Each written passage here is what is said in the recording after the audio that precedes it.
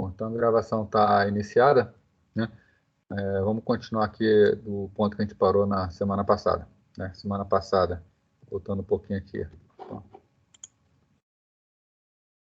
nós vimos até a parte das ciladas que tem nos sistemas distribuídos, né? Vamos hoje começar vendo os tipos de sistemas distribuídos.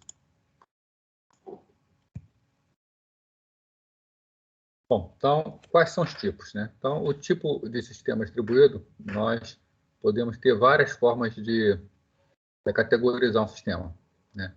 Uma das formas é pela sua finalidade, né? De acordo com a finalidade, tá? Claro que nós vamos ver que existem ainda outras subclassificações, né? Mas eles, a grosso modo, podem ser definidos como sistemas de computação distribuídos, né? Sistemas de informações distribuídos e os chamados sistemas distribuídos pervasivos, né? Vamos ver cada um desses aqui, vamos ver que eles ainda se subdividem em outras partes.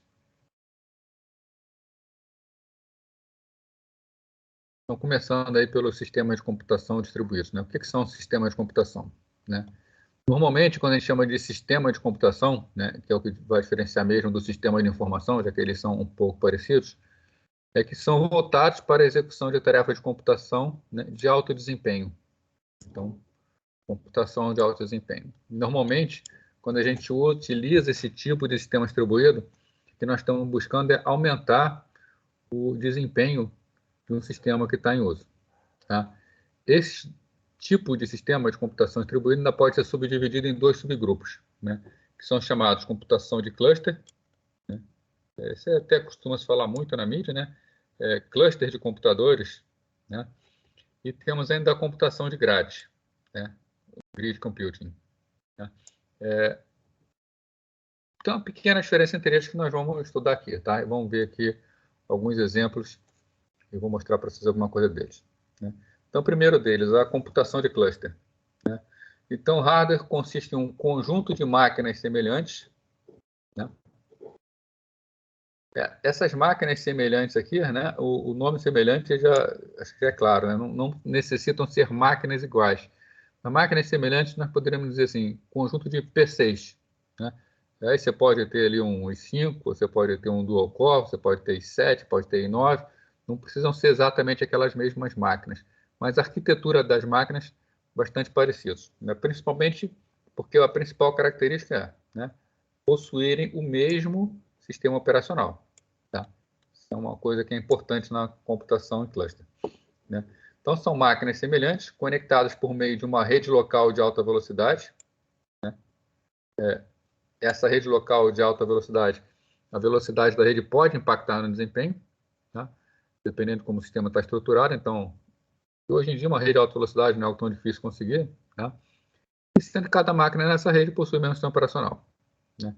Já a computação em grade, o que vai diferenciar a computação em grade da computação em cluster? Sistemas distribuídos montados com uma federação de computadores na qual cada sistema pode estar sob um domínio administrativo diferente, tá?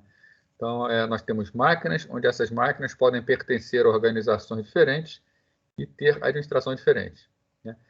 E esse tipo de sistema de computação em grade, né, no que tange a hardware, principalmente, software, tecnologia de rede empregada, também são máquinas diferentes, tá? Então, as máquinas podem ser muito diferentes em termos de hardware, software e tecnologia de rede, né?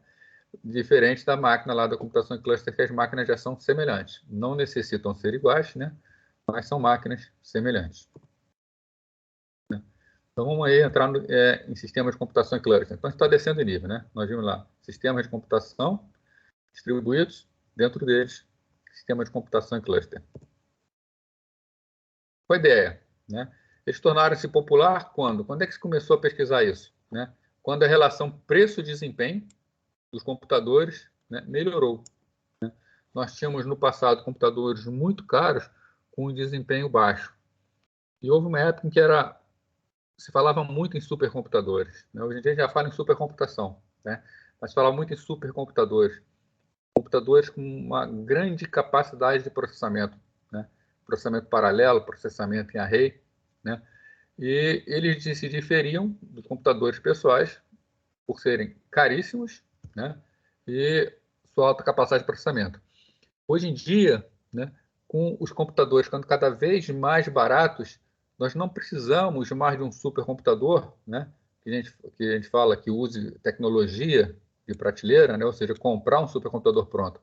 Nós podemos pegar vários computadores menores, juntar esses computadores com uma computação em cluster e organizá-los de forma que cada um trabalhe em uma parte da tarefa e no final o desempenho vai ser igual, né, ou dependendo da quantidade de computadores, o desempenho pode ser até superior a um supercomputador que custa ali milhares, milhões de dólares, né?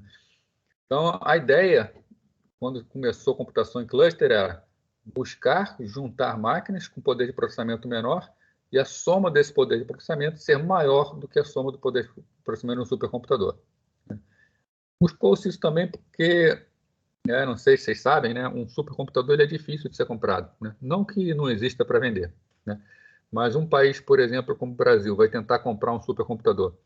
Tem que justificar muito, né? Tem que explicar por que é um supercomputador, explicar bonitinho, né? Senão os países que fabricam supercomputadores não deixam vender, né? Porque supercomputadores podem ser utilizados para simulações para desenvolvimento, por exemplo, de armas nucleares, de armas sofisticadas, cálculos muito sofisticados que podem ter emprego militar. Você pegar um país, por exemplo, como o Afeganistão, que está passando por todo aquele problema, Talibã, resolve comprar um supercomputador, nem justificando, né? Não vai conseguir comprar. Então, até pelas barreiras que foram impostas nas compras dos supercomputadores e pesquisadores precisando de computadores com capacidade maior, né, a computação em cluster veio resolver esse problema. Você compra o computador em qualquer lugar. Então, você vai na China, compra lá 250 computadores, junta todos eles no cluster, coloca um sistema, você tem o seu supercomputador, né, e não precisa ficar explicando para ninguém por que você quer um supercomputador. Bom, a característica principal da computação em cluster é que existe, né, uma rede de acesso remoto, né, e existe o que a gente chama de nó mestre. Esse nó mestre está ligado na rede de acesso remoto, né, e numa rede padrão que interliga todas as máquinas. Então, os nós de computação, que é que formam o cluster, eles estão ligados entre eles, né, por uma chamada rede padrão. Mas existe também uma segunda rede, que é a tal da rede de alta velocidade, né?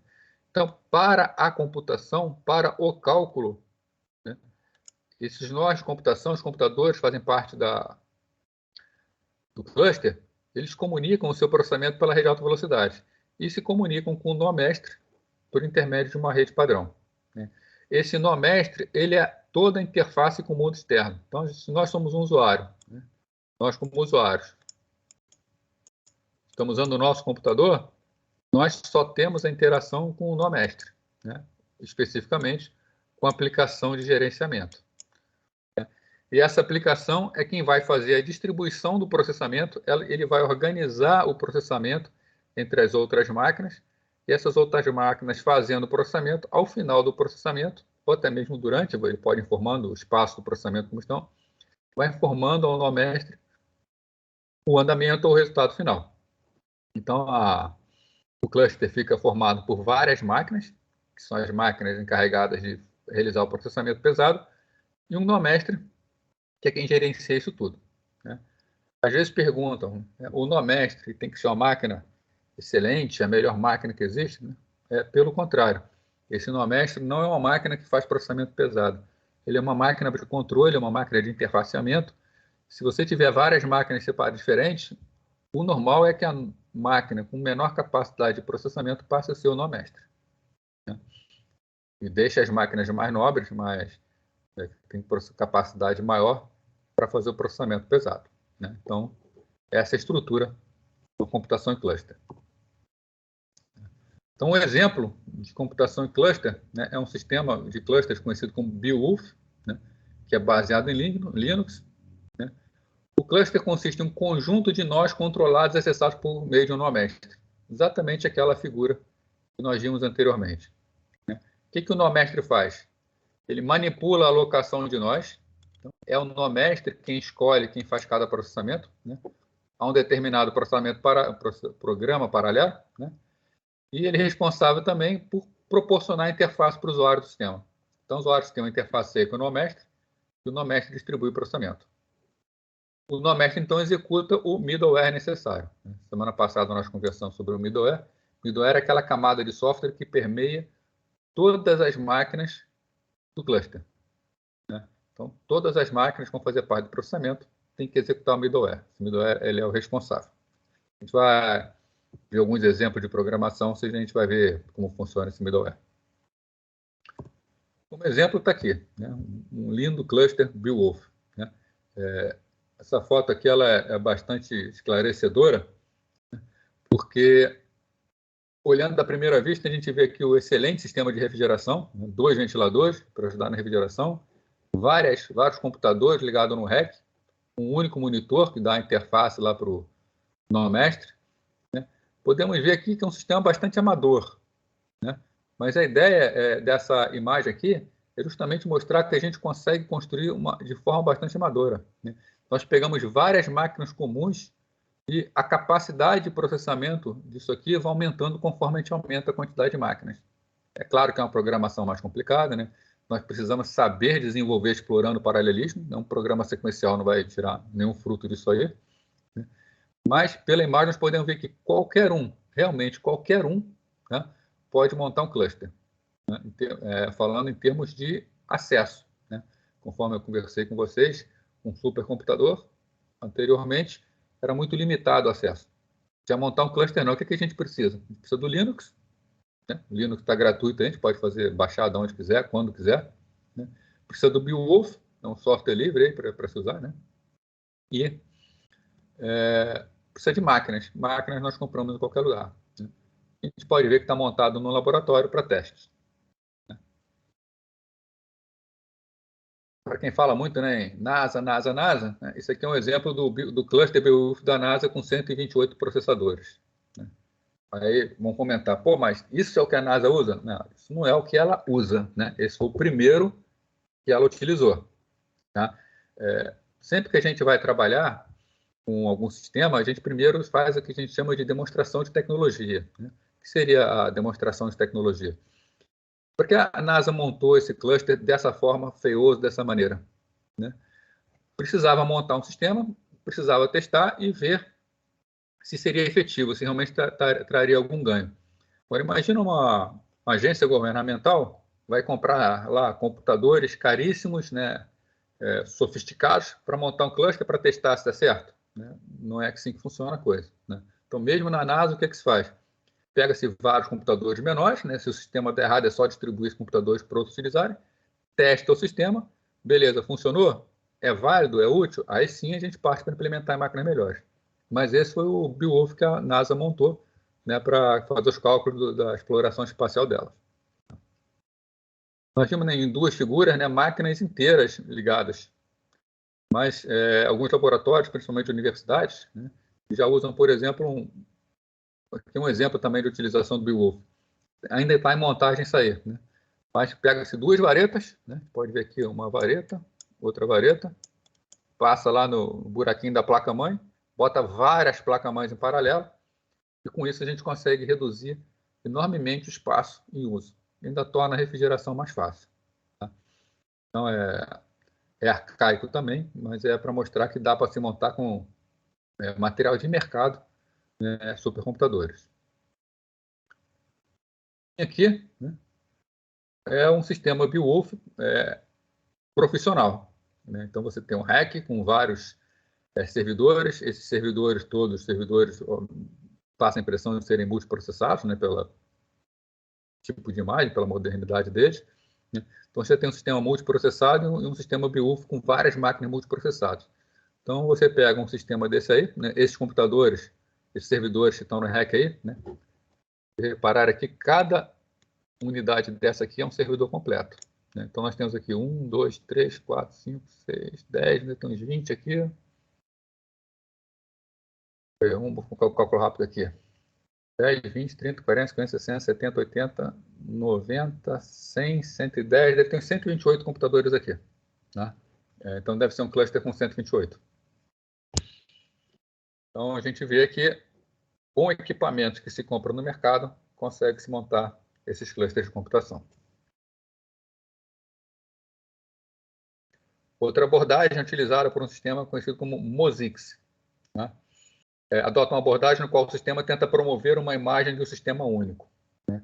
O Beowulf, ele não tem tanta transparência, né? O programador ele consegue perceber e ele colabora com a paralelização, né? Então, até se consegue explorar mais, né? Já o MOSIX é um sistema, né, que usa uma abordagem na qual o sistema tenta promover uma imagem do sistema único. Na verdade, você desenvolve o seu sistema e você não vai ter muita noção de quantas máquinas existem no MOSIX. Você apenas cria o seu sistema de modo que o seu processamento seja criado por vários threads ou por vários processos diferentes. A sua função como programador será criar vários subprocessos, vários subthreads, e de forma que eles possam executar concorrentemente. E o que vai fazer o MOSIX? Ele oferece uma transparência de modo que a migração de processos, né, é feita de forma automática, né? Então, uma aplicação pode ser movida de forma transparente para qualquer nó. Então, você tem um sistema, né, com várias máquinas. Isso aqui é um exemplo de um MOSIX. Tá? Se olhar, não sabe dizer se é Beowulf ou se é MOSIX, já que fisicamente são muito parecidos. Mas você também tem várias máquinas, só que o que o nó mestre faz? Ele começa a distribuir os processos por todas as máquinas. Se uma determinada máquina qualquer, vamos supor essa daqui, está com um processamento muito pesado, e ele determina que uma outra máquina está sem fazer nada, ele transfere alguns processos ou threads, né, se possível, para uma outra máquina. Ele faz essa transferência automaticamente, sem necessidade de que o programador tenha previsto isso. Então, o próprio sistema ele vai transferindo o processamento de máquina a máquina, de forma que possa extrair o máximo de cada uma. Então, é outro tipo de sistema de computação em cluster. O importante aqui é perceber que qualquer um pode montar um sistema como esse.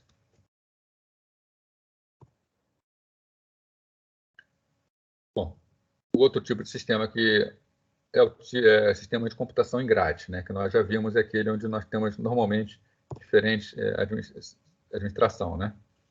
Então, esse sistema de computação em grade, ele tem como uma das características principais o alto grau de heterogeneidade, tá?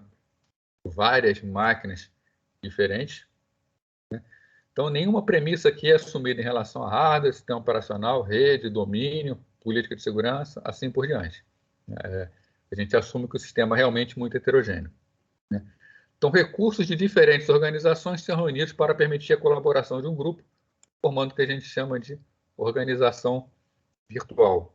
Então, é quando diferentes organizações ou uma organização, mesmo uma única organização, mas com vários setores diferentes, juntam os seus esforços para tentar uma computação onde existe um compartilhamento de recursos, ou talvez até buscando um desempenho melhor. Não da forma como é em cluster, né, mas buscando também desempenho melhor, né?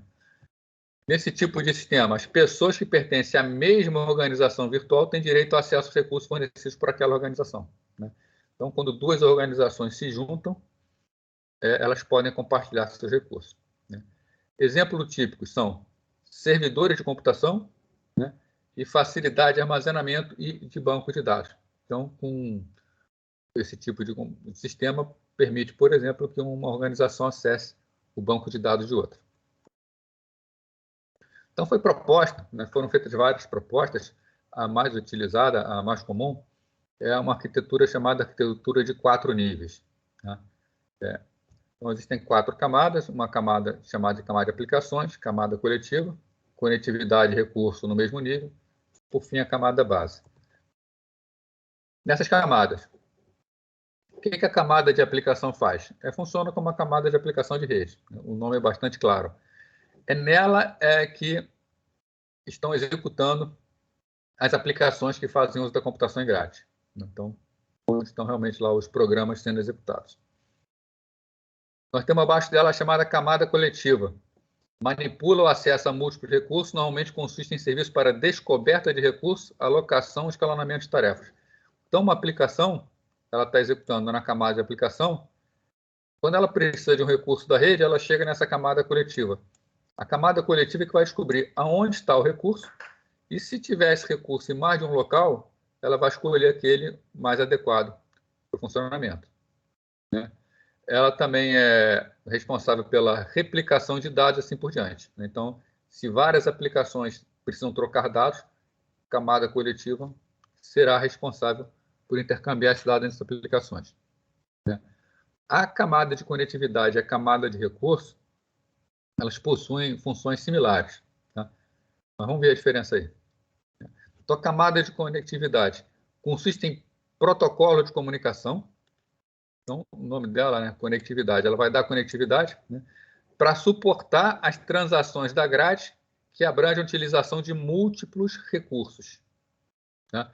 Então, se uma determinada máquina precisa de usar recurso dela própria, de outras máquinas, né, essa camada de conectividade é quem vai ser responsável por manter toda a comunicação. Né? Vai cuidar também da segurança e da autenticação de usuários. Já a camada de recurso, né, trabalha em conjunto com a camada de conectividade, né, já que a função da camada de conectividade é promover a comunicação entre esses recursos. Né? Só que a camada de recursos ela é responsável pelo gerenciamento de um único recurso. Tá? Então, ela gerencia a utilização de determinado recurso, local ou remoto. Né? E a camada base provê interface para os recursos locais de um site específico. Então, de forma geral, a gente está falando aqui, de vez em quando, em middleware, né? É aquela parte que está no meio do caminho. Né? Essas três camadas aqui que vão fazer papel desse middleware. Você tem uma aplicação executando em uma máquina, e essa aplicação solicita alguma coisa para a rede. Né? Quem tem a função de fazer isso é o middleware. Né? E aqui embaixo, a camada base, um pouquinho mais do que isso, mas a grosso modo a gente pode falar que é o hardware. Então, aplicações solicitando alguma coisa, e esse hardware é que vai dar o acesso à execução. Né? E se for um hardware remoto, né? Uma outra máquina na rede, está numa outra máquina que eu quero acessar. De toda forma, passa por esse hardware, porque uma das coisas que está nesse hardware é a placa de rede. Né? Então, mesmo que seja um acesso a um recurso remoto, né? Se for um recurso local, a camada de conectividade e a camada de recurso vão gerenciar o acesso local. Agora, se eu estou buscando um recurso em outra máquina, isso bypassa essas camadas, né?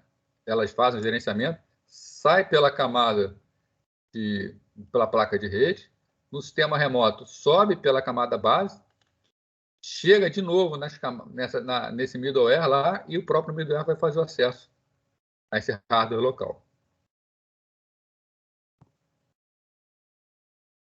Então está aqui, né? As camadas coletiva, conectividade de recursos, conforme eu tinha falado, é que formam o middleware da grade. Então, dão acesso, gerenciam recursos que estão potencialmente dispersos por vários sites. Né? Potencialmente, que pode ser local, pode ser remoto. Essa parte de descrição, onde vai estar cada coisa, vai depender muito do tipo de sistema que é implementado. Por fim, um segundo caso, né? Nós temos um terceiro caso, são sistemas de informação distribuídos. Né? O que nós vimos, por enquanto, o que era o primeiro caso? Sistema de computação distribuído. Né? O sistema de computação distribuído, vamos botar assim, ele está num nível mais baixo.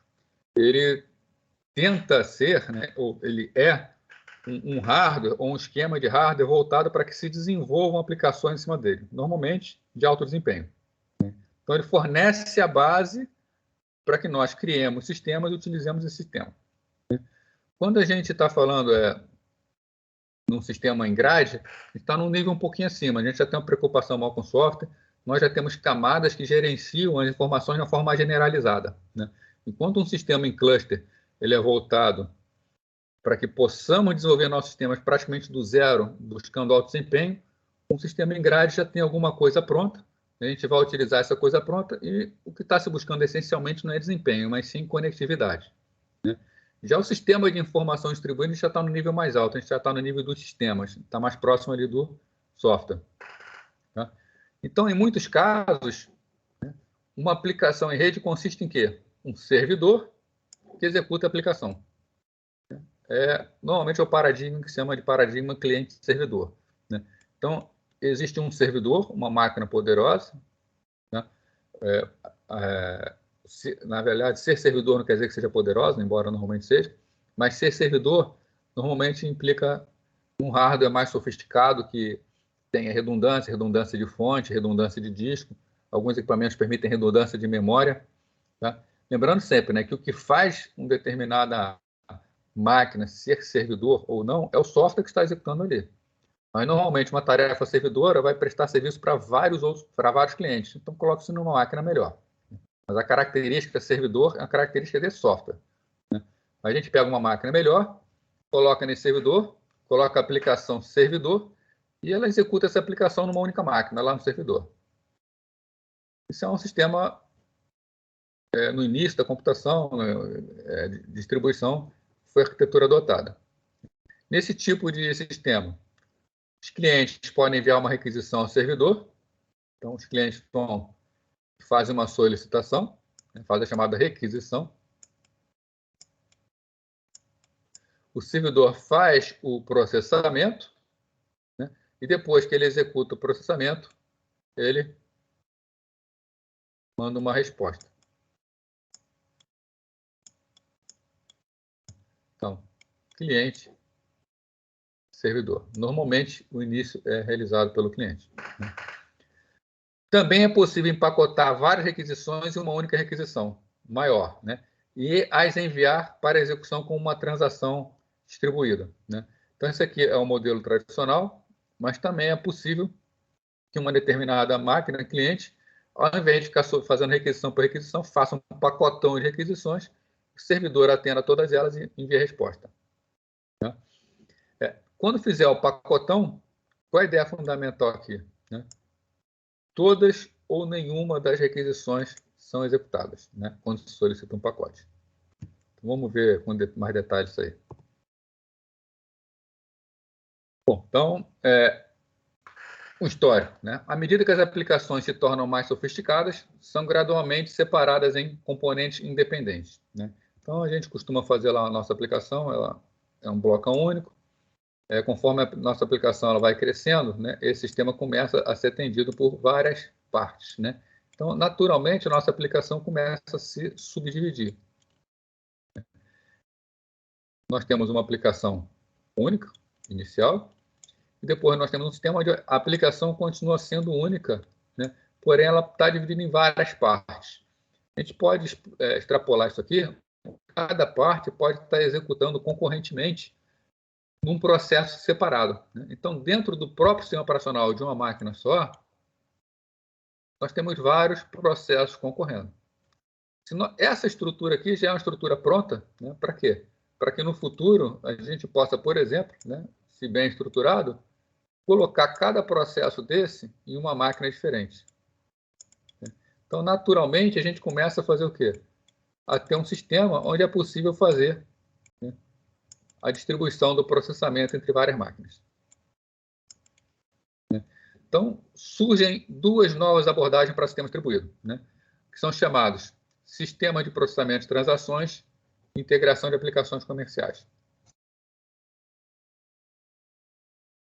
Vendo o primeiro caso dele, sistema de processamento de transações. Isso aqui é muito parecido com bancos de dados. Programar a utilização de transações requer primitivos especiais que devem ser fornecidos pelo sistema distribuído. Só escreve aí sim ou não. Vocês já fizeram um banco de dados? Eu tenho noção de como é que vocês fizeram.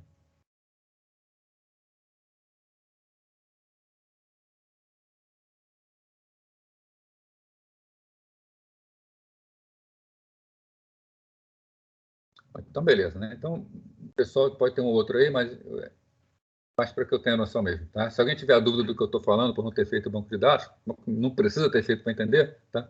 É só avisar aí, né? Mas como é que funciona uma transação num banco de dados? Um banco de dados, você vai fazer um determinado processamento em cima de uma série de dados e quando esse processamento, a gente precisa que ele tenha a característica de ou ele é totalmente executado ou ele não é executado, tá? Nós dizemos que nós temos a transação, né? Por exemplo, vamos supor que você vai pagar uma conta. Um exemplo bastante simples, você vai pagar uma conta. Né? Então, você vai mandar pagar o boleto, você tira o dinheiro da conta do cliente, né? Deposita o dinheiro na conta de quem tem que receber, né, de quem está prestando o serviço, tá? E emite um comprovante de que foi paga a conta. Vamos imaginar essas 3 transações simples, né? Sai o dinheiro de uma conta, entra o dinheiro na outra conta e emite um comprovante. Você tenta fazer o pagamento e ocorre um erro. Por exemplo, você tirou o dinheiro da conta do cliente, saiu direitinho. Deu um erro na hora de inserir o dinheiro na conta de quem tem que receber essa conta, né? Um sistema transacional, que é um sistema bem feito, quando dá o erro seguinte, embora o dinheiro já tenha saído da conta para nível do sistema, nós voltamos atrás na transação e anulamos isso. Não fica sequer nenhum registro de que o dinheiro saiu da conta, né? Poderia sair e entrar um estorno, né? Não teria problema nenhum, no final dá na mesma. Mas ficaria ruim em termos sistêmicos, né? O cliente fica lá vendo, deu um erro, o dinheiro saiu, não saiu, foi pago, não foi pago. Então, o que é o normal? Ou é tudo ou é nada. O dinheiro sai de uma conta, entra na outra, né? Sai da conta, entra na outra conta e emite comprovante. Então, ou o pagamento é feito de uma forma só, tudo, ou nada. Da mesma forma, o dinheiro saiu de uma conta, entrou na outra conta e deu um problema mais adiante. Imagina se por acaso a pessoa que está recebendo viu o dinheiro entrando na conta, né? Aí depois o dinheiro não está mais na conta, né? Porque deu um problema mais adiante. E ela, não, viu o dinheiro na conta, vai usar. O tipo de problema que vai ter, né? Então, transações é algo que ou tudo é executado ou nada é executado. Mesmo que ela aconteça passo a passo, ninguém vê os passos intermediários. Você está num ponto aqui, entrou na transação, é tudo feito numa caixa preta, quando sai daqui, parece que aconteceu tudo ao mesmo tempo, né? Para isso são necessárias primitivas, né? Então, o que são as primitivas? São os comandos que nós enviamos ao sistema. Exemplos de comandos, né? O comando mais simples para transações são begin transaction, né? Que é inicia a transação. Então, se eu vou iniciar uma transação, que eu boto um begin transaction. E ao final da transação, eu dou o end transaction, né? Esse end transaction vai fazer com que seja tudo efetivado. Existem algumas outras primitivas, por exemplo, rollback, né? Se você der um rollback, você está cancelando a transação, né? Mas o importante para a gente aqui é as transações precisam de primitivos para serem executadas, né? Todas as operações que estão entre elas, por exemplo, entre begin transaction e end transaction, nós dizemos que elas formam o corpo da transação, né? Então, enfatizando, todas as operações são executadas ou nenhuma é executada, né? Então, a gente está falando de um sistema de processamento de transações. As transações, elas são atômicas, consistentes, isoladas e duráveis, né? Mesmo caso de banco de dados, por isso que eu perguntei se fizeram, né? Na sua sigla ACID. Então, o que é uma transação atômica, né? Para o mundo exterior, a transação acontece como se fosse indivisível. Então, aquela operação de pagar uma conta é algo indivisível. Ao mesmo tempo, sai de uma conta, entra em outra conta e é emitido o comprovante, né? Não é feito em parte. Embora na realidade seja feito em parte, para quem está do lado de fora, aconteceu de uma vez só, né? Elas devem ser consistentes. Ela não vai violar invariantes do sistema. Invariantes são aquelas variáveis do sistema que não podem ser modificadas. Então, transações não podem modificar, né? Elas são isoladas. Transações concorrentes não interferem umas nas outras, né? O que são? O que é isso? Você tem uma determinada transação e para a sua execução ela está modificando alguma coisa. Você tem outra transação e podem estar trabalhando sobre os mesmos dados. Uma não vê o que a outra está fazendo, uma não interfere no funcionamento da outra, né? E elas são duráveis. Uma vez que uma transação está comprometida, ela acabou, a alteração é permanente, não volta mais atrás, né? Então você tem que begin transaction, está fazendo a sua transação. A qualquer momento pode voltar atrás. Agora, a partir do momento que chegou o final da transação, end transaction, efetivou, aí não volta mais atrás, né? Aí precisa fazer um outro processamento para tentar desfazer aquilo que a transação fez. Mas a transação em si termina e tudo permanece. Então, só entrando em detalhe, vamos ver se faltou falar alguma coisa aqui, né? Cada transação acontece por inteiro ou não acontece, né? Já vimos. Se se acontecer, será uma única, indivisível instantânea, né? Então, o instantâneo é quando? É quando chega no end transaction, né? Tem lá o begin transaction, aí começa a transação. Quem está de fora não está vendo nada acontecendo. Quando vem end transaction, dá a impressão que aconteceu de forma instantânea, porque ela foi efetivada instantaneamente. Enquanto uma transação está em progresso, outros processos não podem ver nenhum dos estados intermediários. Então, é algo completamente à parte. É consistente, né? Já falamos também, não pode mudar as invariantes do sistema. Elas são isoladas, né? Isso quer dizer que, se duas ou mais transações são executadas ao mesmo tempo, o resultado final se apresentará como se todas fossem executadas em sequência, em certa ordem. Está falando o seguinte, né? Temos transação A e transação B. Elas estão sendo executadas ao mesmo tempo, mas ao final do processamento será como se fosse executada primeiro uma, depois outra. Mesmo que o resultado de A seguido de B seja diferente do resultado de B seguido de A. Tá? Mesmo que a ordem importe, o resultado final será como se elas fossem executadas ou dessa maneira ou dessa maneira. Não existe outro caso, não existe o terceiro caso de foram executadas ao mesmo tempo, então deu um terceiro resultado. Não, o resultado final é como se elas fossem executadas exatamente uma após a outra. E são duráveis, né? Não importa o que aconteça, uma vez terminada a transação, ela continua e os resultados são permanentes. Né? Nenhuma falha após o comprometimento pode desfazer ou provocar sua perda. Né? Então, acabou a transação, aconteceu uma falha no sistema, a transação foi executada. Esse agora é problema do sistema. Temos ainda a chamada transação aninhada. Né? O que é uma transação aninhada? É uma transação que possui subtransações. Então, você tem uma transação que vai acontecer. Temos aqui início da transação, begin transaction. Se ela terminar bem, teremos lá no final um fim da transação, né? End transaction. Agora, uma parte dessa transação pode ser outra transação. Também tem início e fim. Aliás, várias partes dela podem ser de outras transações.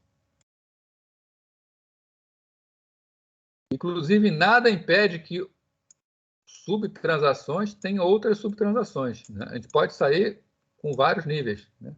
Com várias subtransações.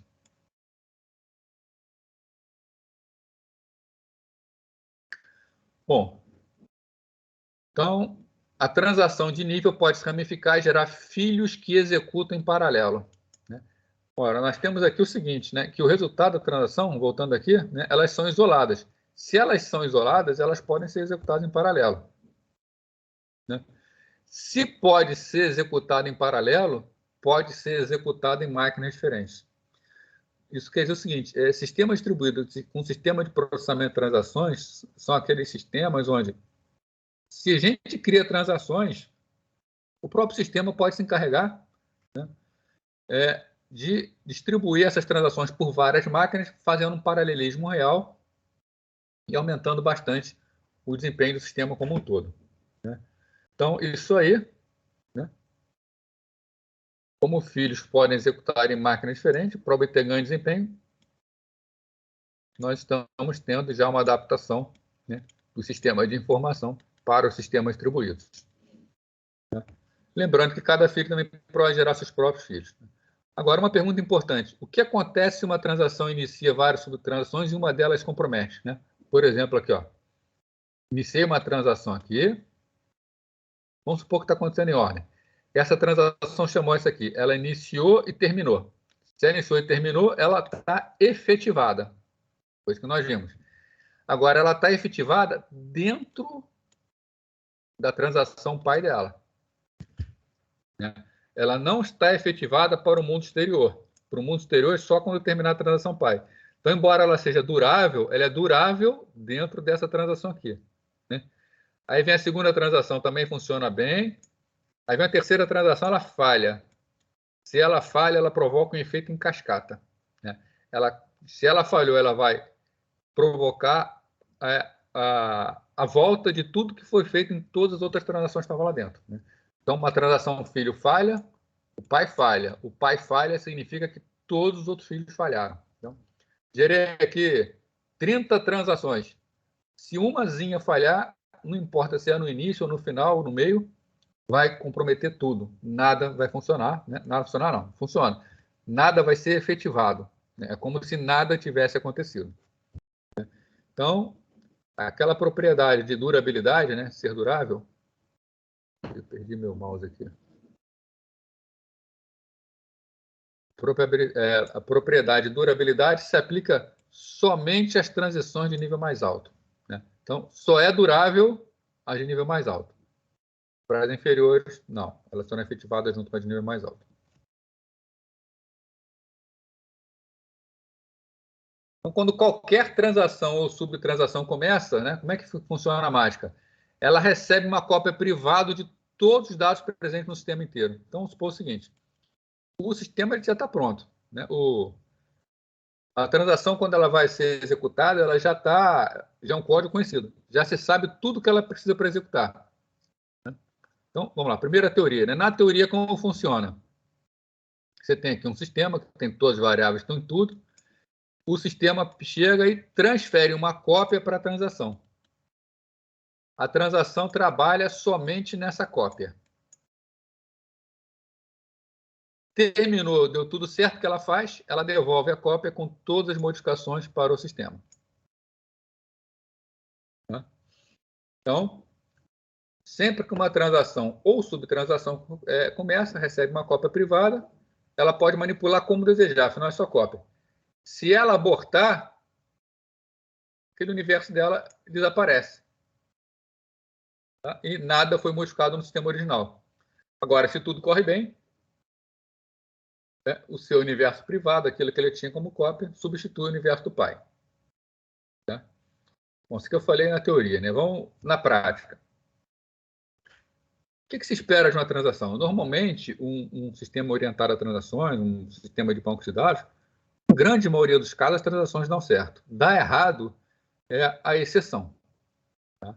O erro é a exceção. O esperado é que não tenha nenhum tipo de problema, que tudo corra bem. Então, imagina, num sistema que você espera que tudo corra bem, você faz cópia, trabalha na cópia e devolve. Cópia, trabalha na cópia e devolve. E o processo de cópia dentro de um sistema, ele é custoso, né? Ficar movimentando dados em memória. Ainda mais que um sistema sobrecarregado com memória virtual, pode envolver até movimentação de disco. Na prática, como funciona em termos de desempenho? Você tem as transações e você tem o sistema pai, né? Você pode ter duas abordagens. Ou chega somente no momento... Essa transação ela precisa usar um determinado recurso. Quem garante que ela vai modificar esse recurso? Ela pode estar precisando somente de leitura. Então, o que ela faz? Ela usa o recurso lá do universo pai mesmo. Somente se ela precisar modificar o recurso é que ela vai trazer uma cópia. Então, ela só tem, na verdade, cópia daquilo que foi modificado. Tá? Então, só trabalha em memória com aquilo que foi modificado. Né? É como os sistemas operacionais trabalham. Né? Quando a gente fala em compartilhamento de código, compartilhamento de área de dados, os sistemas operacionais nunca fazem cópia. Né? Quando a gente fala que um processo se duplica em memória, o processo ele não se duplica por inteiro, ele só vai duplicar aquilo que ele altera. Então, isso é feito dinamicamente. Um outro aspecto aqui, transações aninhadas, né, que são as transações dentro de transações, elas são importantes em sistemas distribuídos porque proporcionam um modo natural de distribuir uma transação por várias máquinas. Aquilo que a gente já conversou, né? Se a transação ela é isolada, ela pode ser levada para uma máquina, ser trabalhada naquela máquina e depois o resultado voltar para o processo pai. E por fim, né, nosso último caso, integração de aplicações empresariais. Bom, vamos lá. Então, nós temos aqui as aplicações, né, se desvinculavam dos bancos de dados sobre os quais eram construídos. Né? O que nós temos aqui? Nós temos um mundo inicial, os primeiros sistemas que foram construídos, nós tínhamos programas E esses programas manipulavam arquivos diretamente em disco. Né? Esse era o início da informatização, né? Acesso direto a disco. Tá? Conforme os sistemas foram evoluindo, maiores necessidades de segurança, complicações, e até livrar o programador de consultas sofisticadas, né? Surgimento da linguagem SQL, a gente começou a isolar o programador do mundo dos dados. Então, nós passamos a ter programas num lado e dados do outro. Então, em vez de programa acessando diretamente o disco, o que nós passamos a ter ainda dentro de um mesmo sistema? Né? Nós temos o programa, mas esse programa, quando ele precisa de um dado, ele não acessa mais o disco diretamente, ele não acessa mais arquivos diretamente. Né? O que ele faz? Ele emite uma consulta, normalmente em linguagem SQL, para um outro programa específico. Esse programa é um SGBD, um Sistema Gerenciador de Banco de Dados. E esse SGBD, ele é quem acessa os vários discos no sistema. Com isso, a gente isola o programador. Tá? Mas no início, ainda tínhamos o quê? Isso tudo, né? Isso aqui era uma máquina. Embora a gente faça essa separação aqui, uma separação natural, né? Agora nós temos aqui o programa, nós temos os dados no disco e nós temos gerenciando esses dados, né? Um sistema gerenciador ou um sistema de gerenciamento de banco de dados. Mas, historicamente, né, os primeiros sistemas, quando surgiram, ainda tudo dentro de uma única máquina. Agora, se já existe essa diferenciação aqui, e o que existe é uma conversa, né, entre dois processos, né, nada impede de pegar isso aqui e colocar, né, um primeiro processo, o cliente, dentro de uma máquina, isso aqui agora vira uma máquina, e embaixo, um servidor de banco de dados que recebe as requisições do cliente. Então, nós pegamos e evoluímos num mundo onde temos uma única máquina, para um mundo onde nós temos duas máquinas ainda trabalhando sobre o mesmo sistema. Né? Bom, extrapolando ainda mais, nós podemos ter agora um sistema onde nós temos alguém centralizando os dados e vários clientes diferentes acessando de forma compartilhada esses dados. Né? Então, vai evoluindo.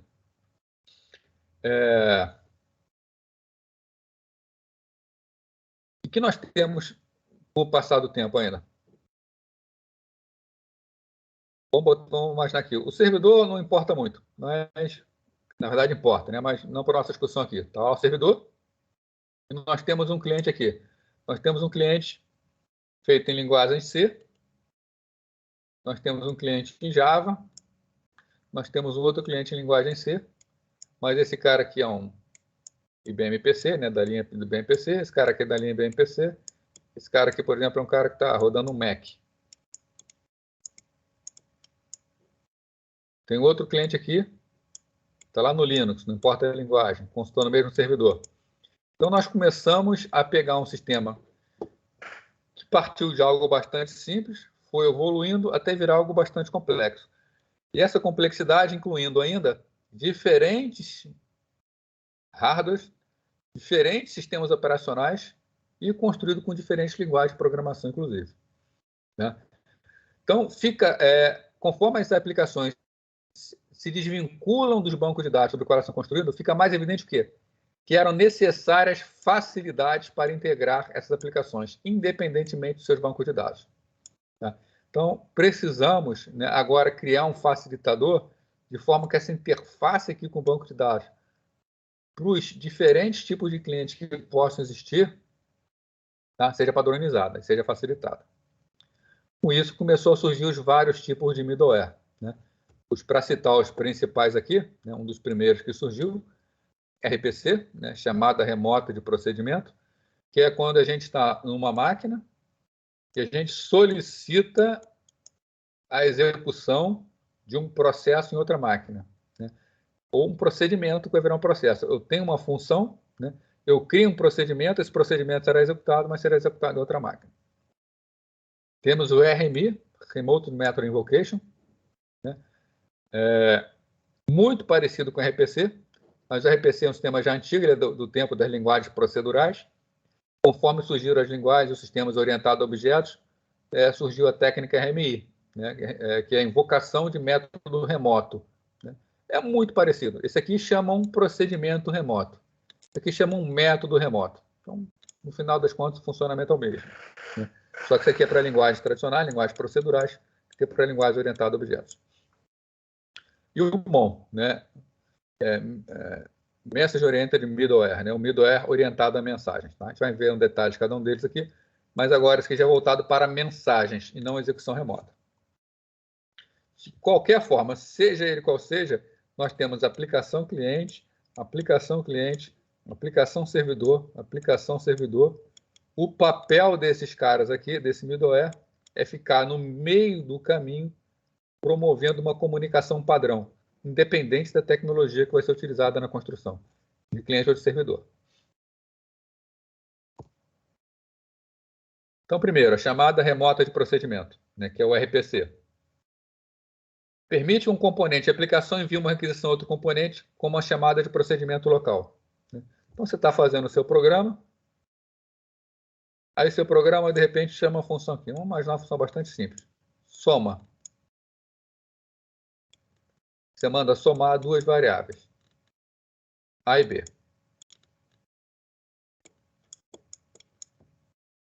Terminada a soma, o seu procedimento, seu programa continua. Como funciona num computador isso aqui? Seu programa está aqui, quando chama a função soma, simplesmente em memória, quando está na memória do computador, esse código da soma está em um local à parte, né? O seu código procedural está aqui, ele vem executando, foi compilado o seu programa. Em memória, está num outro pedaço de memória, a sua função soma. Então, o seu programa ele é desviado para um outro ponto de execução, ele é executado, depois ele retorna para o ponto que estava, normalmente, né? E execução normal. Com o RPC, a gente vai fazer isso de forma bastante parecida. Só que a sua função agora não está separada só em memória, ela está remotamente, ela está num outro computador que pode estar em qualquer lugar do mundo. Tá? Mas a ideia do RPC, desse middleware, é que o programador não se preocupe com isso aqui. Né? Programar para a rede significa o seguinte, você tem que criar pacotes com informações, mandar um pacote para o outro lado, esse outro lado recebe o pacote, verifica tudo, repassa. Né? Então, a ideia do RPC é esconder a rede do programador. A única coisa que o programador vai fazer é o meu programa principal vai rodar numa máquina. A minha rotina vai rodar noutra máquina. E eu, programador, chamo essa rotina na outra máquina da mesma forma como se fizesse uma chamada local. Então, o programador que já sabe programar, ele não precisa ter conhecimentos de rede. Né? Ele simplesmente faz uma chamada e ele vai dar uma informação do sistema dizendo, ó, isso aqui está na outra máquina. O sistema se vira. Né? Então, como vai funcionar? Então, está aqui o programa cliente, que é o programa que está executando.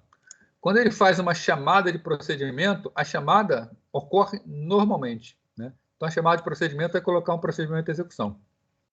Só que vai ter uma figurinha aqui chamada de stub, que esse stub ele é encarregado de verificar é local ou é remoto. Né? Se for remoto, o próprio stub, que é do sistema, ele vai empacotar essa requisição, né? Vai descer até o nível do hardware, vai pela rede, vai até o stub do sistema remoto, o stub do sistema remoto desempacota, então, pega toda aquela chamada e faz uma chamada aqui ao procedimento, o procedimento soma, por exemplo. Essa chamada que acontece aqui, nesse lado, é exatamente a chamada que saiu na origem. O que o stub fez foi fazer a parte de rede. Então, o procedimento que está lá no servidor executa, ele retorna o valor. Quando ele retorna o valor, ele retorna normalmente. O programador também programa como se fosse um programa comum, um retorno comum. O stub faz a captura do retorno, empacota, manda via rede para a máquina do cliente, o stub dele desempacota e ao retorno. Se você pegar os dois lados e juntar esses dois lados e ficar somente com a parte amarela, qual que você tem? O cliente faz uma chamada, que chega aqui no procedimento, o procedimento resolve e retorna a chamada. Né? Toda a parte de rede fica oculta. O programador, ele só trabalha no amarelinho aqui. A única diferença é que o programador vai dizer o que fica remoto, melhor dizendo, o que fica local, e o que vai ser remoto. O restante é com o sistema. Então, a chamada resulta no empacotamento da requisição com uma mensagem, ou seja, ele transforma uma chamada de procedimento numa mensagem enviada via rede, que é enviada ao chamador. O resultado é a mesma coisa, o resultado também vai ser empacotado e devolvido ao procedimento. Tá? Se tiver alguma dúvida aí, é só falar, hein? Pode interromper à vontade aí.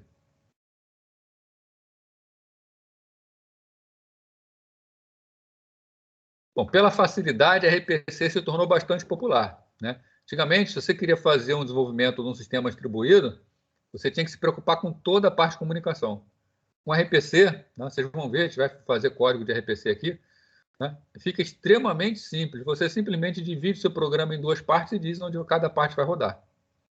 Né? Bom, surgiram então as linguagens orientadas a objetos. Né? Foram então desenvolvidas técnicas que permitissem chamadas a objetos remotos. Né? Em vez de chamar um procedimento, a gente chama um objeto remoto. Na verdade, não chama bem um objeto, né? A gente chama um método do objeto, é o que interessa. Então, mudou o nome, ou surgiu um novo nome, invocação de método remoto, ou Remote Method Invocations. Né? Agora, o que é a RMI? É o mesmo que a RPC, que é chamada de Remote Procedimento. A única coisa que muda é que, em vez de estar chamando um procedimento, está chamando um método de um objeto. Em termos técnicos, o funcionamento é o mesmo. Qual é a desvantagem do RPC e da RMI? Chamador e chamado precisam estar em funcionamento no momento da comunicação. Se isso for um requisito do sistema, né, que quando o cliente faz uma requisição, o servidor tem que responder na hora, aí isso não é mais uma desvantagem. Né? Isso já vai ser uma característica que eles podem ser usados a qualquer momento. Agora, se você tem um sistema em que um cliente faz uma solicitação e essa solicitação não precisa ser atendida imediatamente, o RPC e a RMI realmente falham, né? Porque se o servidor não estiver no ar, vai acontecer uma falha. Tá? Outra coisa é que o cliente e o servidor precisam saber exatamente como se referir um ao outro. Né? No momento que é posto em execução, para um cliente conectar um servidor, ele tem que saber aonde está o servidor. Tá? Tem que saber em que máquina está, endereço IP e tudo mais. Nada complicado, mas tem que saber. Mas visando resolver essas duas desvantagens aqui, melhorar ainda mais, né? Surge então o middleware orientado a mensagens, né? Message Oriented Middleware. Isso aqui, as aplicações apenas enviam mensagens a pontos lógicos de contato. Então, quanto no RPC e no RMI, nós temos que um determinado, vamos chamar de cliente, entre em contato com o servidor e o servidor responde ao cliente. Agora no MOM, né, continua existindo o cliente-servidor, só que existe um subsistema de troca de mensagens. O cliente envia a mensagem para o sistema, o servidor recebe a mensagem do sistema, o servidor responde, o cliente recebe a resposta. Então, tem alguém agora no meio do caminho. Né? Então, as aplicações apenas enviam mensagens a pontos lógicos de contato. As aplicações podem indicar seu interesse por um tipo específico de mensagem. Tá? Isso aqui, no caso, seria mais aplicações servidoras. Né? Então, você pode ter servidor dedicado a determinado tipo de mensagem. Então, ele vai buscar aquelas que lhes interessam mais. O próprio cliente também pode dizer o que tipo de servidor ele prefere que pegue a mensagem. O middleware de comunicação cuidará para que todas as mensagens sejam entregues às aplicações. Tá? Esses temas eles são conhecidos como publicar, subscrever. Tá? Publicar por parte do cliente, que ele publica uma solicitação, e subscrever porque os servidores estão inscritos para receber as solicitações e receber e fazer o processamento. Isso é uma classe bastante importante de sistema distribuído.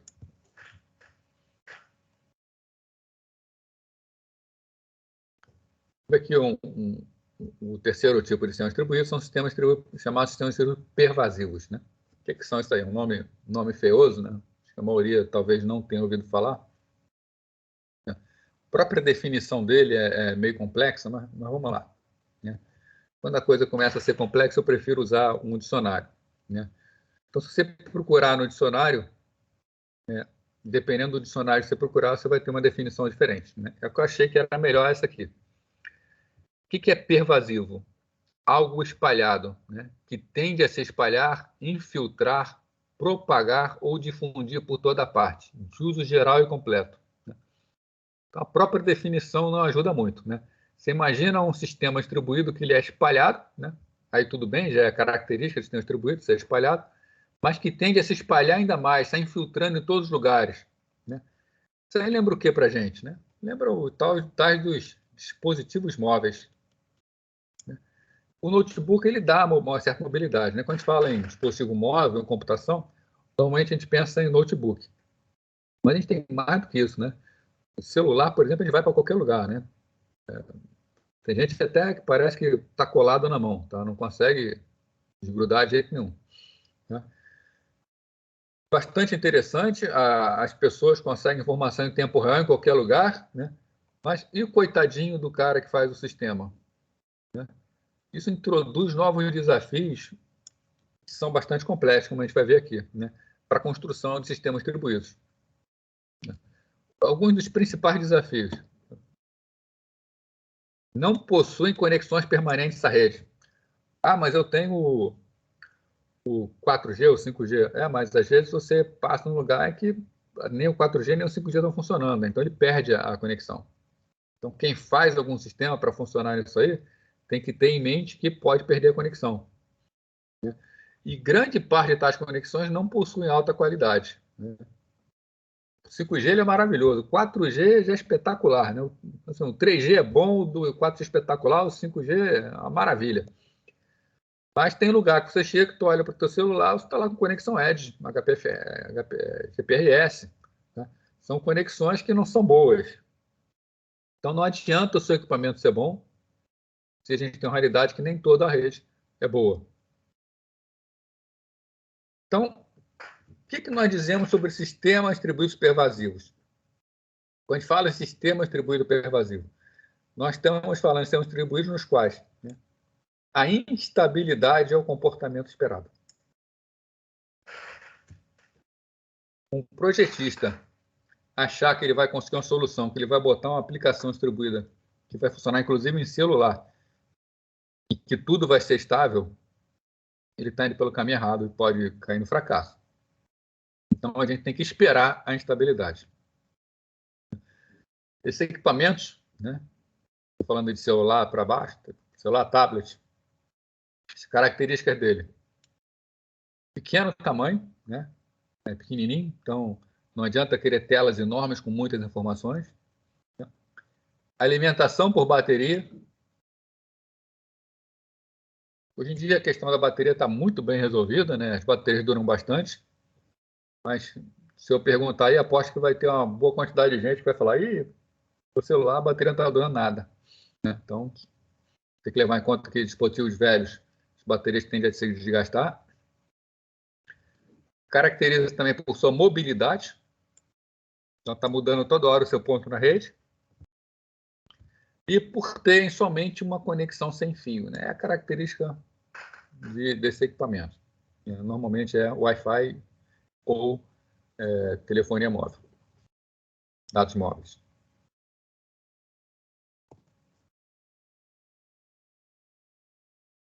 Outra característica, possui como característica a ausência geral de controle administrativo humano. Pô, mas eu configuro o meu celular. Sim, eu configuro o meu celular. Quando eu falo aqui que controle, sem controle humano, é o seguinte, você configura o seu celular, né? Você chega num lugar, tem Wi-Fi, você pega a senha, você bota Wi-Fi, aí você vai para outro, você pega Wi-Fi também. Mas o celular, quando você sai com ele, você está numa rede Wi-Fi. Você sai do alcance do Wi-Fi, ele chaveia sozinho lá para comunicação móvel, né? Rede móvel. Chega no outro ambiente tem Wi-Fi, ele vai sozinho para o Wi-Fi. E cada rede dessa tem características diferentes. E ele tem que fazer essa mudança sem intervenção humana. Eu não tem que ficar lembrando, né? Eu não tem que sair de um lugar que tem Wi-Fi e lembrar, não, agora eu vou usar meu 4G. Aí eu entrei em outro lugar, não, aqui tem Wi-Fi, eu vou querer usar Wi-Fi. Essas alterações são feitas automaticamente, né? E quando você tem uma troca de conexão, você tem, na verdade, o encerramento das conexões que existem e vai ter que ter um novo estabelecimento.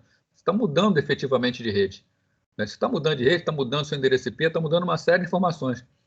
Então, o sistema ele é naturalmente instável, acontecem várias mudanças, né? Então, eles podem ser configurados pelo proprietário, sem dúvida, mas precisam descobrir automaticamente o ambiente que está ao redor e se encaixar da melhor maneira possível. Inclusive, coisas do tipo, né, que é comum no celular. Se eu estou ligado no Wi-Fi, eu faço a atualização. Se eu não estou, não atualizo, né? Não vou gastar dado 3G, que normalmente é pago. Então, tem uma série de detalhezinhos que ele tem que ficar tomando decisão de forma automática. Então, foram formuladas 3 requisitos para as aplicações pervasivas: adotar mudanças contextuais, incentivar a composição ad hoc e reconhecer o compartilhamento como padrão. Vamos ver o que é cada um desses. Então, adotar mudanças contextuais.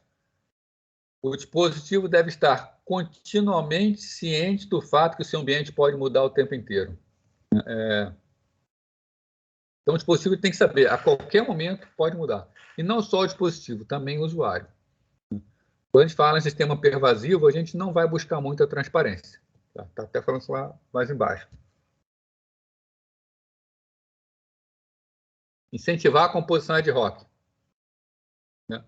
Muitos dispositivos em sistemas pervasivos serão utilizados de modos muito diferentes por usuários diferentes. Então, a configuração para um conjunto de aplicações tem que ser fácil, de preferência, que os sistemas se configurem o mais automaticamente possível. Se precisar de alguma intervenção humana, saber que quem está usando não é um especialista. Percebe-se que não existe transparência de distribuição de sistemas pervasivos, né? A distribuição de dados e controle, processos e controle é inerente a esses sistemas, né? Melhor somente expor em vez de ocultá-lo, né? O que está dizendo aqui? Um celular, por exemplo, vou dar meu exemplo aqui. Meus dados, eu gosto muito de usar o Google Drive, meu celular é Android, então eu tenho o aplicativo do Google Drive no celular. Algumas coisas são importantes que eu tenho no celular porque eu quero acessar sempre, independente de eu ter rede ou não. Então, esses dados eu marco para que eles fiquem gravados também no celular, né? Eu preciso, numa situação dessa, saber que determinado dado meu pode não estar sincronizado, que eu posso estar acessando um dado e que esse dado não vale mais, mas ele está muito antigo no celular. Então, eu não posso ocultar muito desse usuário a distribuição, né? O usuário ele tem que estar ciente. Então, quando a gente está falando de sistema pervasivo, a gente não tenta mais, vamos falar assim, entre aspas, né, enganar o usuário, dizer para ele que não, está tudo perfeito. Pelo contrário, o usuário ele vai ter a ciência de que pode alguma coisa parar de funcionar. É melhor ele saber e lidar com essas dificuldades. Alguns exemplos de sistemas pervasivos. Sistemas domésticos. O que a gente tem no sistema doméstico, né? Computadores pessoais, impressoras, né? Então, lá, computador pessoal, tem também impressora, né? O próprio computador pessoal costuma integrar eletrônico de consumo, tudo em um único sistema, né? Então, celular, computador. Meus dados estão completamente espalhados. Então, existem desafios que têm que ser enfrentados, né? Um desafio importante é que deve ser completamente autoconfigurável. Deixa eu dar uma ajeitada aqui no meu computador, aqui, só um minutinho.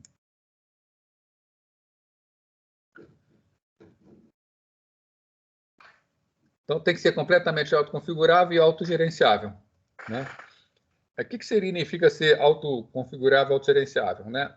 Por exemplo, o Windows, eu estou usando ele, às vezes só me avisa, preciso reiniciar que foi instalada uma atualização aqui, né? Ele não fica me incomodando, me avisando que tem que ter atualização. Ele já vai fazendo o download e instalando. Mas agora, quando se tratam de dispositivos, né? Algo bastante comum, você compra lá um home theater, então vamos pensar num aparelho de Blu-ray. Você comprou um aparelho de Blu-ray novinho, botou na sua televisão super moderna 8K, e eles se integram perfeitamente. Mesmo sendo de fabricantes diferentes, existem protocolos de comunicação, de modo que quando tu liga um, o outro já liga automaticamente. Você ligou o Blu-ray, a televisão já vai automaticamente para o...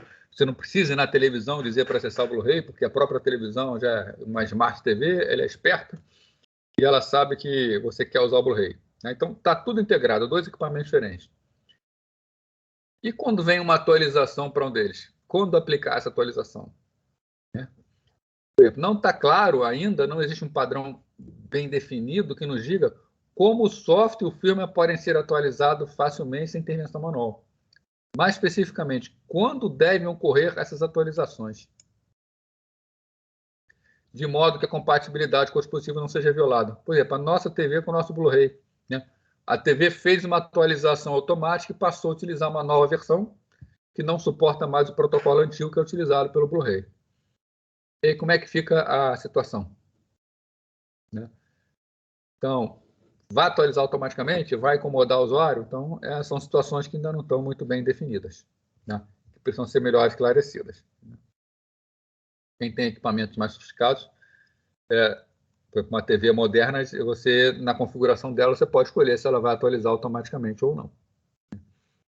Eu tenho uma Smart TV aqui que, por acaso, quando ela fez uma atualização, parou simplesmente de funcionar, né?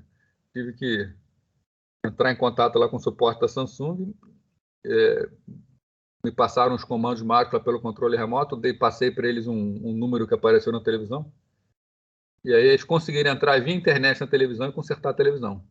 Atualizações, né? Coisas que estão fora de controle. Felizmente resolveram rápido, né?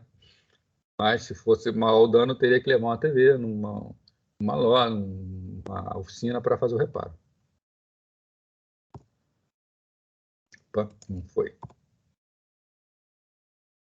Outra questão com relação a sistemas domésticos, né? Gerenciamento do espaço pessoal. Começa a ficar complicado, né? A última vez que eu vi, a Apple dava 5 ou 15 GB, se não me engano, né, gratuitamente. O Google dá 5 GB. Outros dão menos, né? Se você precisar de mais espaço, você precisa pagar. E se você tem muito espaço, você vai começar a gastar dinheiro, pagar mensalidade para gerenciar seus dados numa nuvem. Né? Então, um sistema doméstico, a gente tem como característica que tem muitos dispositivos compartilhados, também com dados pessoais compartilhados. Por exemplo, o que eu dei para vocês das informações que eu tenho no Google Drive, né? Que estão no computador e no celular ao mesmo tempo. Bom, então, espaços pessoais são inerentemente, né, distribuídos por vários dispositivos. Essa dispersão pode resultar o quê? Primeiro, problema de sincronização. Você tem um dado que está atualizado num equipamento e não está em outro, né? Você tiver uma casa ainda que você tem um computador, 3 notebooks, por exemplo, com várias pessoas usando, aí começa aquela briga. Não, onde é que está a versão mais atual, né? Um trabalho, por exemplo, uma pequena empresa que ainda utiliza como se fosse um sistema doméstico, vários computadores. Como é o compartilhamento? Qual é a versão mais recente de um determinado documento? Né? Esses problemas podem até ser amenizados um pouco devido ao quê? Crescimento da capacidade de disco rígido. Né? Então, cada vez maiores, ocupando cada vez menos espaço. Né? Então, isso aí auxilia, mas não resolve de vez. Né? Então, vou ler uma afirmação para vocês que estão em azul aqui embaixo, né? Vocês podem ler também, né? É possível que logo vejamos sistemas pervasivos domésticos adotarem uma arquitetura na qual uma única máquina funcionará como mestra e todos os outros dispositivos simplesmente oferecerão uma interface conveniente para os seres humanos. Ou seja, você tem uma máquina centralizada numa casa como um servidor numa casa, algo doméstico. Né? E todos os seus dados são buscados nesse servidor. Né? E imagina se isso está distante ou recente, vocês conhecem alguma casa que tenha isso? Alguém conhece? Se puder escrever aí, né? Se quiser falar. Já viram assim na casa de alguém? Estão com vergonha? Ou não querem falar todos ao mesmo tempo? Então, o Raspberry Pi ele dá um apoio, né? Mas eu vou mostrar para vocês uma imagem aqui. Isso aqui é cada vez mais comum, tá? Deixa eu apagar a tela. E não é nada novo, não, tá? Isso aqui é equipamento que existe há bastante tempo no mercado. Tá, chegou. Isso aqui é um servidor doméstico. Na verdade, um servidor para dados, né? Existem equipamentos com até 5 baias domésticas. Existe com mais também, mas aí começa a ficar muito caro, né? No caso aqui, você tem 2 baias para botar HD. O ideal é que você use espelhamento. Então, ele faz o espelhamento para você, né? Você tem 2 HDs aqui.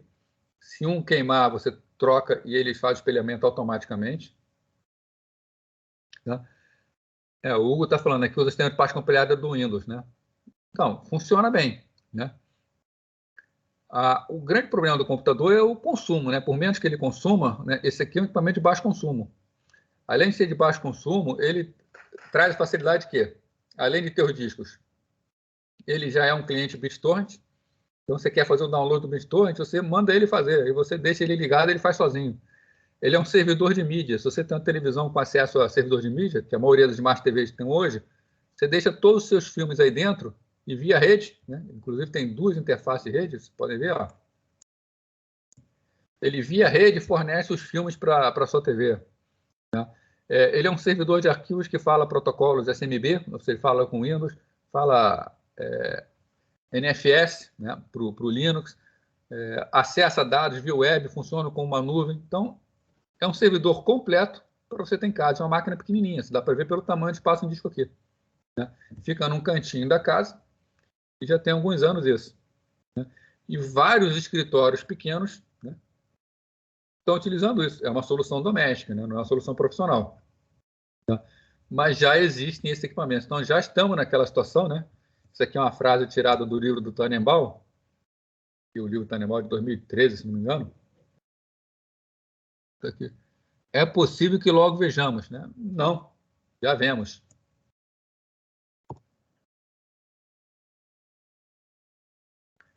Sistemas eletrônicos para tratamento de saúde, né?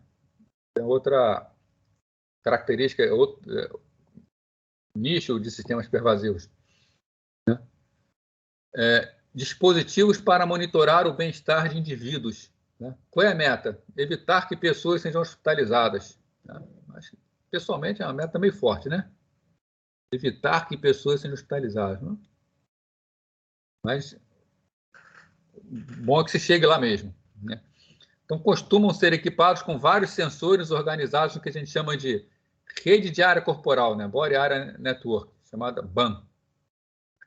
Essa rede deve incomodar a pessoa o mínimo possível, é claro, né? Então, a pessoa está sendo monitorada, está tendo a sua saúde verificada, ela não pode ficar sendo incomodada.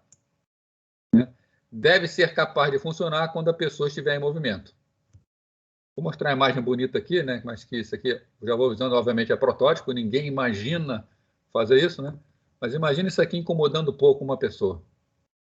Né? O cara andar com todos esses sensores grudados, ele vai sair de casa para trabalhar, não esquece antes de sair de ligar os seus sensores cardíacos, né? Então, mas isso aqui seria, assim, uma ideia de um protótipo, né? Aqui eu não sei se é um Raspberry, se é um Arduino ou algo parecido, né? Que foi montado no protótipo para poder fazer o monitoramento de uma pessoa. Vai ser bonito de usar numa festa, né?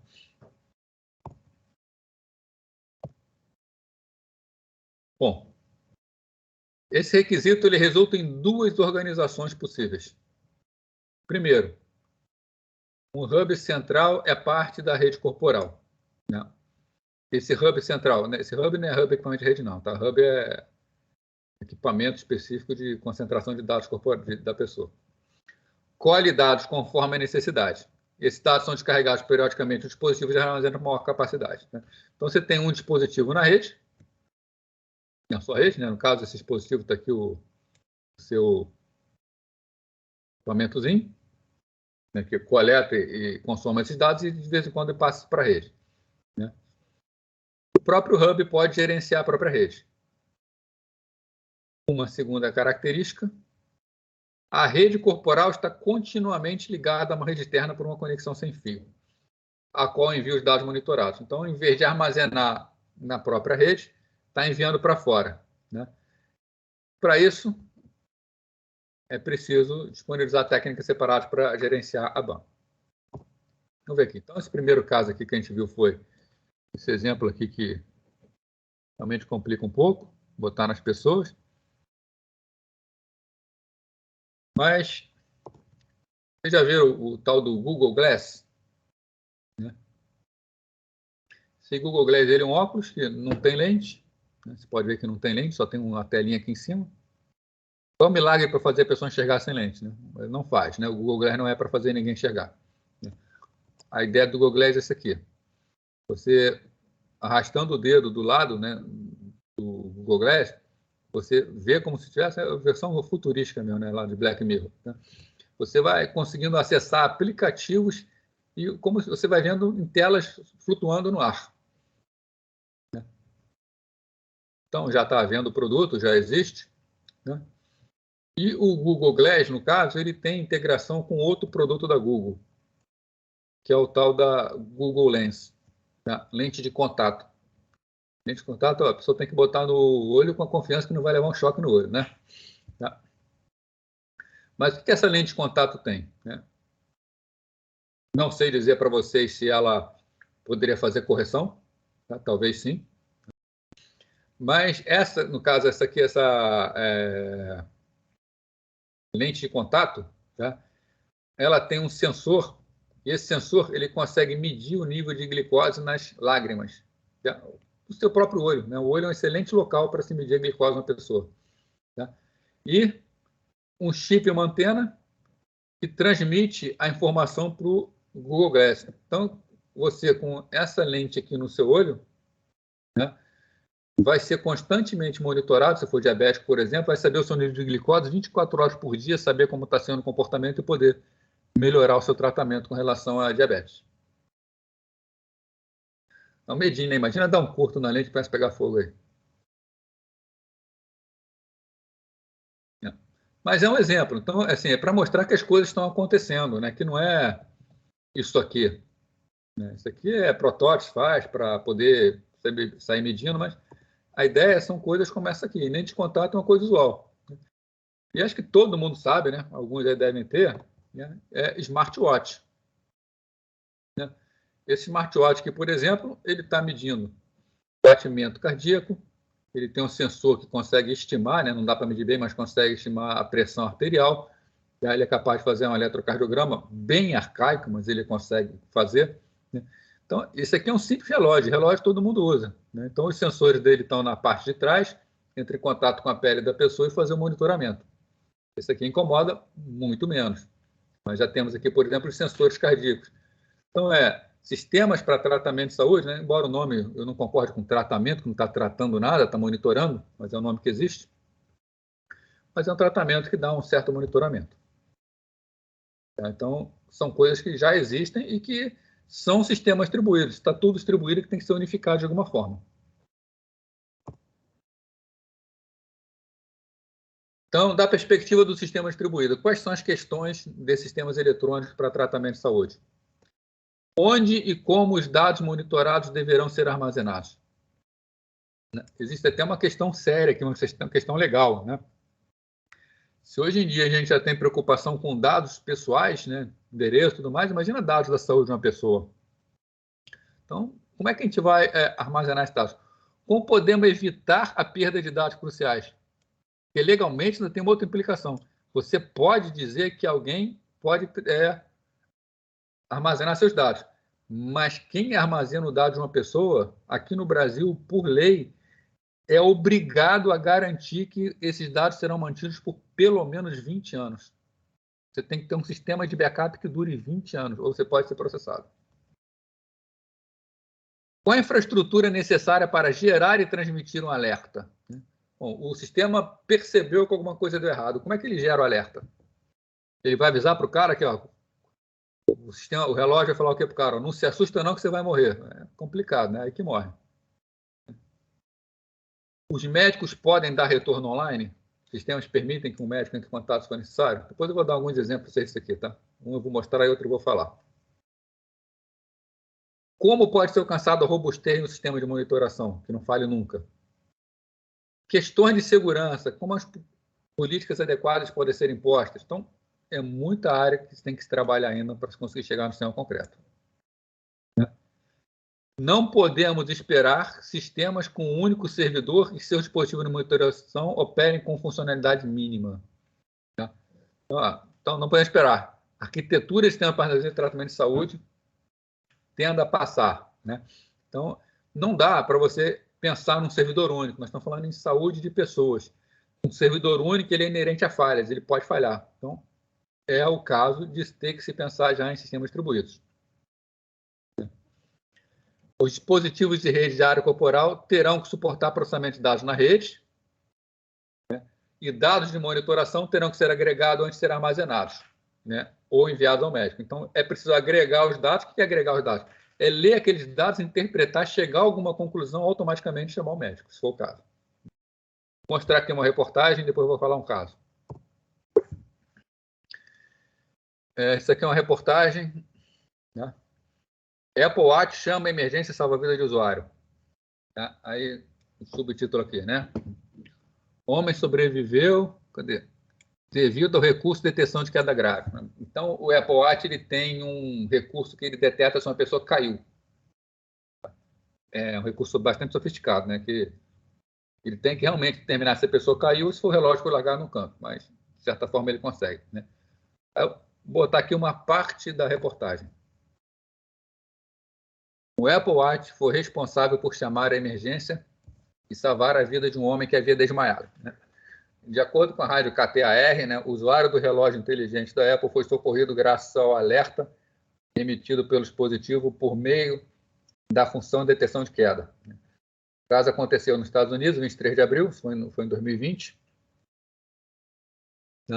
mas só veio a público na outra semana. O nome e a idade não foram divulgados. Então, em relatório, o Centro de Comunicações do Departamento de Polícia da cidade de Chandler, na Arizona, afirmou ter recebido uma chamada de uma voz computadorizada indicando que um usuário do Apple Watch havia caído. Além disso, a inteligência artificial também forneceu as coordenadas quase exatas de onde estava o cara.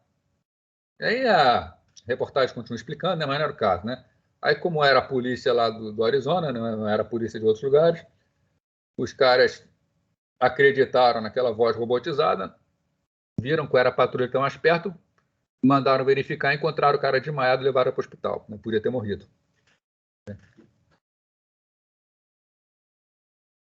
Então, são sistemas de alerta que realmente já existem. Um outro caso, que eu ia procurar a reportagem, mas acabei esquecendo de procurar, recentemente também, que foi uma criança que estava com o Apple Watch e a mãe configurou para receber no celular dela os alertas. E ela recebeu um alerta de que tinha algum problema com a criança. Ela foi na escola, pegou o filho e levou para o hospital. Até então não se sabia que a criança era cardíaca, e estava passando mal. E a criança, não me lembro se sentiu ou não, mas, enfim, ela estava tendo problemas cardíacos sérios, precisava de tratamento rápido e conseguiu. Então, são exemplos sistemas que já existem, A gente não está falando de futuro, são coisas que já existem, Claro que não é acessível a todos, são sistemas caros, mas estão aí. Por fim, acho que esse aqui é o último, redes de sensores. Primeiro, o que é uma rede de sensores? Vou dar alguns exemplos aí, que eu acabei não botando aqui. Redes de sensores são redes formadas por equipamentos de sensoriamento. Por exemplo, redes de sensores comuns. Você tem uma área de uma ampla floresta, e você quer saber o que está acontecendo naquela floresta, como é que está a umidade, como é que está acontecendo ali naquele momento, como é que está o vento. Tá? Então, você tem vários equipamentos de monitoramento ambiental, tá? E você tem esses equipamentos de monitoramento, são sensores, são espalhados por uma área, e eles trocam informações entre eles. Né? Exemplo de sensores também são sistemas que são colocados em vulcões que estão em atividade, para perceber em mínima movimentação, então são colocados vários sensores espalhados pelos vulcões. Né? A gente tem, em alguns locais, rede de sensores no mar, em alto mar, para tentar prever acontecimento de tsunami, em área que isso é comum. Então, ou seja, é uma rede onde são espalhados vários sensores que ficam monitorando constantemente uma área e mandando informações. Então, consiste em dezenas a centenas de milhares de nós relativamente pequenos, tamanho pode ser qualquer um. Em praticamente todos os casos, são usados para processar informações. Então, elas estão coletando e processando informações. Fazem mais do que apenas fornecer serviços de comunicação. Então, os sensores estão o tempo inteiro coletando e processando. E, além disso, trocando informação. Cada nó desse é equipado com um dispositivo de sensoriamento. A maioria das redes de sensores usa comunicação sem fio. Né?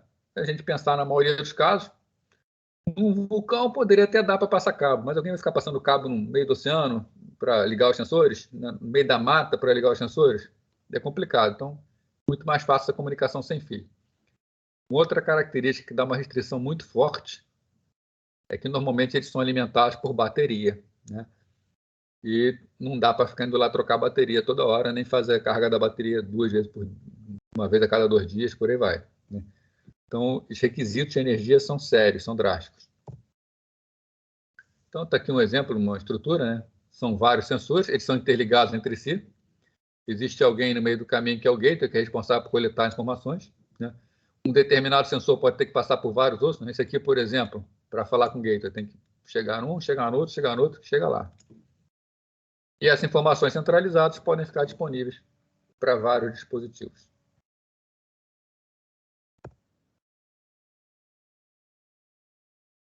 Características da rede de sensores. Né? Exigem que o quê? A eficiência ocupa nos primeiros lugares na lista de critérios de projeto. Tem que ser muito eficiente, né? Em termos de consumo de energia, principalmente. Relação com o sistema distribuído pode ser esclarecida, considerando que redes de sensores atuam como um banco de dados distribuídos. Se você pensar que nessa rede de sensores, cada sensor desse contém suas próprias informações. Isso nada mais é do que um banco de dados distribuídos. Então, é um exemplo típico de sistema distribuído. Então, um operador pode extrair informação de uma parte de uma rede simplesmente emitindo uma consulta. Ele emite uma consulta e essas consultas se espalham pelos sensores para saber o que está acontecendo. São muito parecidas com consultas tradicionais de banco de dados. E é provável que a resposta tenha que ser dada por meio de colaboração de muitos sensores. Às vezes, a resposta que você quer não é a resposta de um sensor, mas algo que tem que ser concluído consultando vários sensores. Então, como que se faz essa consulta? Né? Quem processa essa informação para centralizar? Então, essa organização sobre quem vai processar leva a 2 casos extremos. Né? Que é o primeiro, os sensores não cooperam. Tá? Eles simplesmente enviam os seus dados a um banco de dados centralizado localizado no próprio site do operador. Então, quero saber o que está acontecendo com uma determinada localidade, quero investigar o que está acontecendo ali. Nessa primeira situação, todos os sensores descarregam as suas informações e essa informação, num outro local, ela é processada. Num segundo caso, as consultas são repassadas a sensores relevantes. Então, no meio daqueles sensores, alguns sensores têm uma maior capacidade, então ele vai ter mais bateria, vai ter mais memória, vai ter uma capacidade de processamento maior, e ele totaliza as coisas de sua área, ele chega às suas conclusões e ele só envia uma resposta já consolidada. Essas 2 abordagens têm vantagens e desvantagens.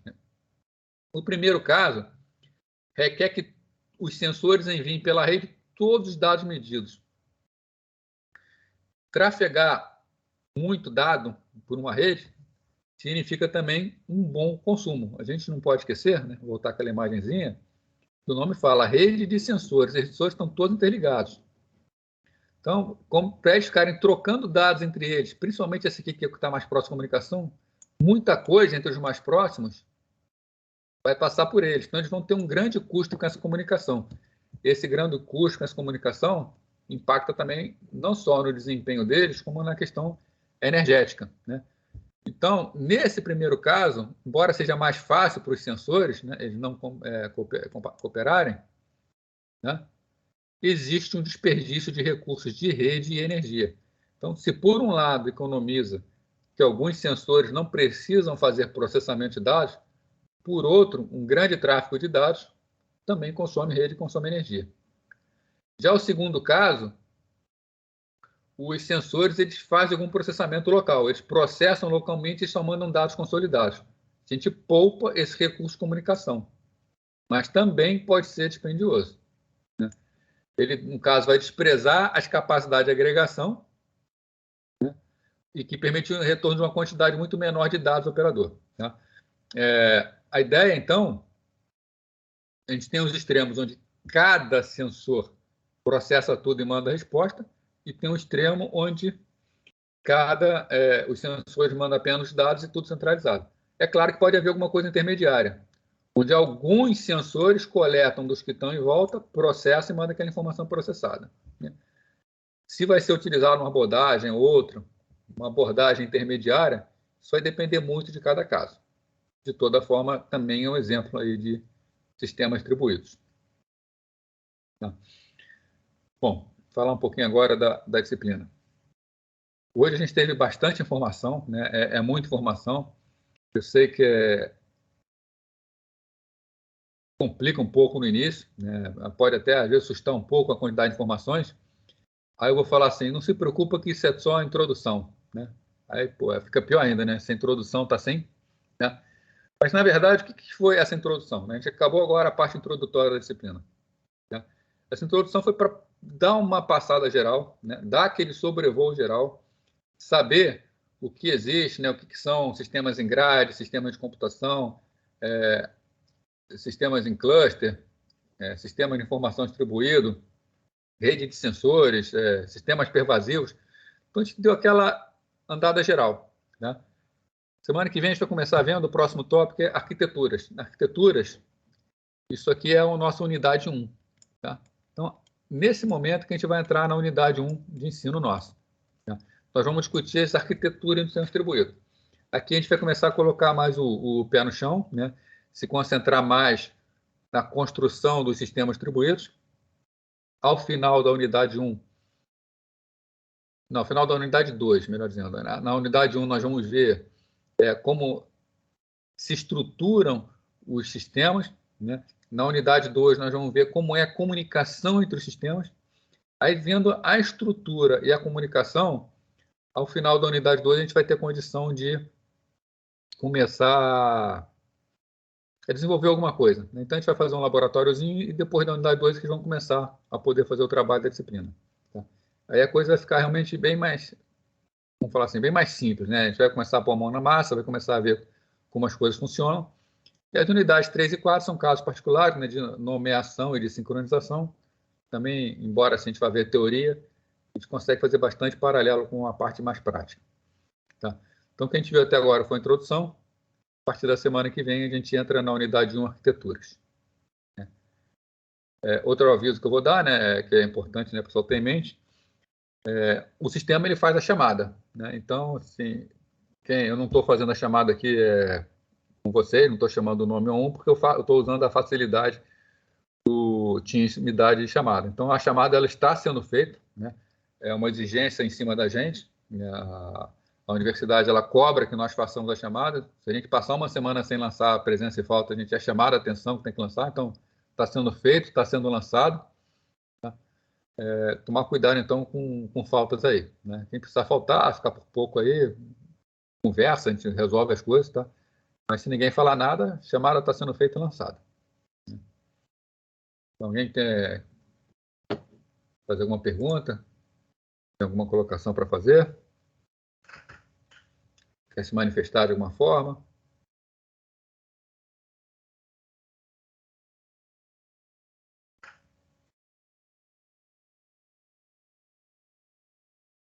Então, o pessoal está aí, né? Então, estou achando que o pessoal está entendendo, né? E eu vou terminar aqui, vou encerrar a gravação, mas vou continuar aqui. Então, até às 8h20 eu vou estar aqui com vocês. Tá? Precisando, é só dar a chamada que eu estou vendo aqui. Então, deixa eu encerrar aqui a gravação.